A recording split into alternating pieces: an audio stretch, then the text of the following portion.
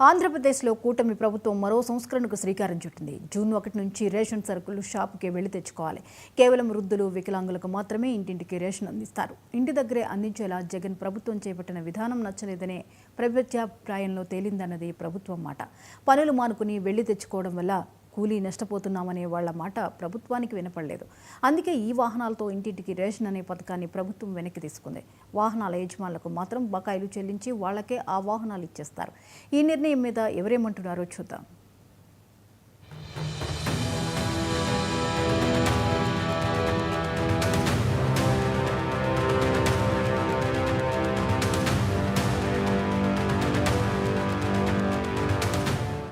ఆంధ్రప్రదేశ్లో 29,000 చౌక దుకాణాల ద్వారా బియ్యం సహా ఇతర నిత్యావసర సరుకులు పంపిణీ చేసేవారు. కార్డుదారులు వాళ్లకు వీలున్నప్పుడు వెళ్లి రేషన్ తెచ్చుకునేవాళ్లు. ఉదయం 8 నుంచి 12 గంటల మధ్య, సాయంత్రం 4 గంటల నుండి 8 గంటల మధ్య రేషన్ షాపులు తెరిచి ఉండేవి. అయితే వైసీపీ ప్రభుత్వం సంచార పంపిణీ వాహనాలతో ఇంటింటికి రేషన్ పంపే పద్ధతి మొదలుపెట్టింది. ప్రజల పని వృధా కాకుండా చూడటం, వాహనదారులకు స్వయం ఉపాధి అందుకు కారణంగా చూపింది. 9,260 మొబైల్ వాహనాల కోసం 18,060 కోట్లు ఖర్చు పెట్టింది. ఇందుకు గాను 2 షాపులకు కలిపి ఒక వాహనం కేటాయించారు. ఇవాళ రేషన్ షాపుకు పోతే ఆ రేషన్ షాపులో బియ్యం తప్ప మరొకటి ఇచ్చే పరిస్థితి ఉండదు. గతంలో ఇదే రేషన్ షాపుల్లో బియ్యంతో పాటు చక్కెర ఇచ్చేవాళ్ళు, చక్కెరతో పాటు కందిపప్పు ఇచ్చేవాళ్ళు, కందిపప్పుతో పాటు పామాయిల్ ఇచ్చేవాళ్ళు, పామాయిల్తో పాటు గోధుమ పిండి ఇచ్చేవాళ్ళు, గోధుమ పిండితో పాటు గోధుమలు ఇచ్చేవాళ్ళు, గోధుమలతో పాటు కారం పప్పు ఇచ్చేవాళ్ళు, పసుపు ఇచ్చేవాళ్ళు, ఉప్పు ఇచ్చేవాళ్ళు, చింతపండు ఇచ్చేవాళ్ళు, కిరిస్తాయిలు కూడా ఇచ్చేవాళ్ళు గతంలో. ఈరోజు పరిస్థితి చూస్తే రేషన్ షాపుకు పోతే ఒక్క బియ్యం తప్ప ఏమీ ఇవ్వని పరిస్థితి కనిపిస్తా ఉంది.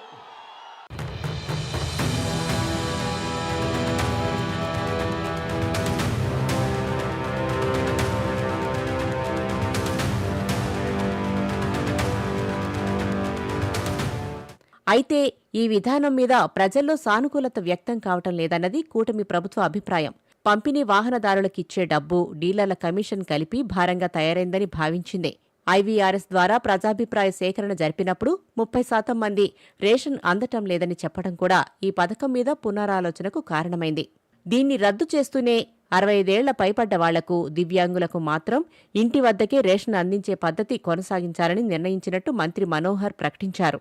ఈరోజు క్యాబినెట్లో మేము తీసుకున్న డిసిషన్ జూన్ 1వ తారీఖు నుంచి ఫేర్ ప్రైస్ షాపుల ద్వారానే పీడిఎస్ రైసు లబ్ధిదారులందరికీ కూడా చేరవేసే విధంగా ఒక నిర్ణయం తీసుకున్నాం.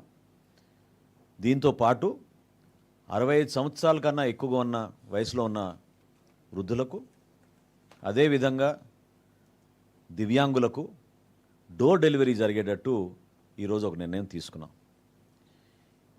ఈ ఫేర్ ప్రైస్ షాప్స్లో కూడా మేము కొత్త యాప్ డిజైన్ చేసాం. రేషన్ చాలా పక్కాగా మేము మానిటర్ చేసుకునే విధంగా నెక్స్ట్ ఫేజ్లో మేము ప్రతి షాప్లో కూడా సీసీ కెమెరాలు కూడా ఏర్పాటు చేసి వాళ్ళ సర్వీసెస్ని మేము పెంచే విధంగా కేంద్ర ప్రభుత్వంతో చర్చించిన తర్వాత ప్రాథమిక అనుమతులు వచ్చినాయి మాకు. ఈ ఫేర్ ప్రైస్ షాప్స్ని చిన్న చిన్న కిరాణా షాపులుగా వాళ్ళు కూడా వ్యాపారం చేసుకునే విధంగా గిరిజన ప్రోడక్ట్స్ కానివ్వండి, కేంద్ర ప్రభుత్వం అందించే ఈ భారత్ ప్రోడక్ట్స్ని ఈ షాపుల ద్వారా మేము వినియోగదారులకి తక్కువ రేటుకు తీసుకొచ్చే విధంగా ఒక నిర్ణయం తీసుకున్నాం.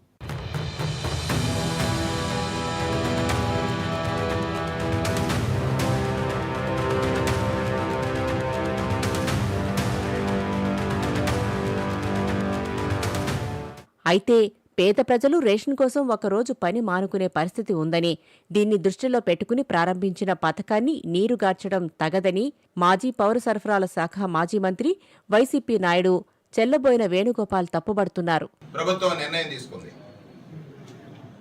పరిపాలనా సంస్కరణలో భాగంగా అంటే పేద మధ్య తరగతి వాడు, కూలి నాలి చేసుకునేవాడు ఒక రోజు కూలి మాని రేషన్ తెచ్చుకోవడం అంటే ఒక రేషన్ ఇచ్చి ఒక రోజు కూలిని కోల్పోయేలాగా నాటి ప్రభుత్వం ఉంటే ఆ సమయాన్ని వృధా కాకుండా తన ఇంటికే రేషన్ అందించేటువంటి ఒక విధానాన్ని తీసుకొచ్చి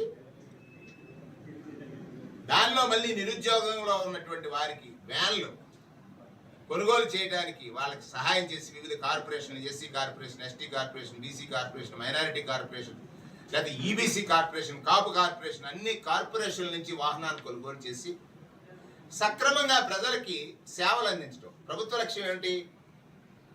ప్రజల యొక్క డోర్ స్టెప్స్కి పాలన వెళ్ళాలి. ఇది తప్పంటారా? అంత మంచి పాలన చేస్తున్నటువంటి జగన్మోహన్ రెడ్డి గారి పాలనని ప్రజలు పక్కన పెట్టినా, మీరు ఈరోజు ఏదైతే ఇంటి దగ్గర డోర్ డెలివరీ చేసేటువంటి రేషన్ని క్లోజ్ చేసి ఆ వాహనాలన్నీ కూడా రద్దు చేయడం అనేటువంటిది ఒక దుర్మార్గమైనటువంటి చర్య.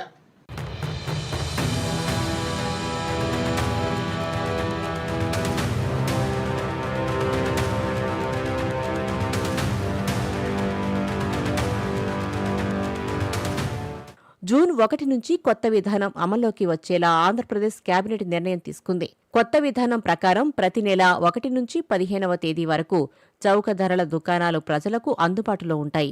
ఇప్పుడున్న 9,260 వాహనాలు వాటి లబ్ధిదారులకు బదలాయించేలా ప్రభుత్వం నిర్ణయం తీసుకుంది. కొత్త విధానాలతో ఒక్క ఉమ్మడి కృష్ణా జిల్లాలోనే నెలకు ₹1 కోటి చొప్పున ఆదా అవుతుందని అధికారులు అంచనా వేశారు.